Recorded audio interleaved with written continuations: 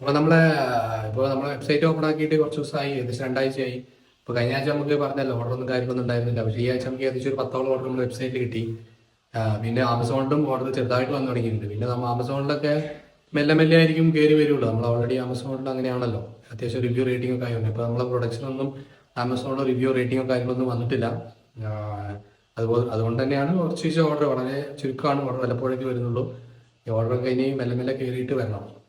പിന്നെ എവിടെയും ഞാൻ ആഡ് കാര്യങ്ങളൊന്നും ഇപ്പോൾ ആമസോണിലാണെങ്കിലും അതുപോലെ തന്നെ ഇപ്പോൾ നമ്മൾ മെറ്റയിലാണെങ്കിലും ആഡ്സ് ഒന്നും റൺ ചെയ്യാൻ തുടങ്ങിയില്ല. അപ്പോൾ ഈ ആഴ്ച മുതൽ ആഡ്സ് മെല്ലെ റൺ ചെയ്ത് തുടങ്ങണമെന്ന് വിചാരിക്കുന്നത്. നമുക്ക് ഈ ഒരു വീഡിയോ കണ്ടിട്ടാന്ന് തോന്നുന്നു ആൾക്കാർ ഇപ്പോൾ ഈ ഇത്രയും കിട്ടിയ ഓർഡർ ആ രീതിയിലാണ് കിട്ടിയെന്നാണ് ഞാൻ വിചാരിക്കുന്നത്.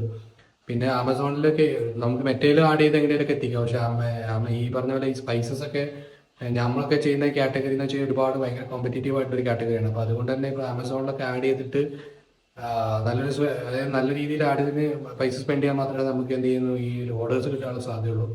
എങ്കിലും ഈ പറഞ്ഞ പോലെ തുടക്കത്തിൽ എങ്ങനെയായാലും ഒരു 1-2 മാസം നമുക്ക് ആഡ് റൺ ചെയ്യാതെ നമ്മുടെ പ്രൊഡക്ട്സ് ഒരിക്കലും ടോപ്പിൽ വരാനുള്ള സാധ്യതകളില്ല. അപ്പോൾ അതൊക്കെ ചെയ്തിട്ട് ഈ ഒരാഴ്ച നോക്കണമെന്ന് വിചാരിക്കുന്നു. ബാക്കി അപ്ഡേറ്റ്സ് നമുക്ക് അടുത്തൊരു വീഡിയോയിൽ പറയാം. എന്തായാലും ഓർഡേഴ്സ് നമുക്ക് മെല്ലെ മെല്ലെ കിട്ടി തുടങ്ങിയിട്ടുണ്ട്, അതിനൊരു സന്തോഷം.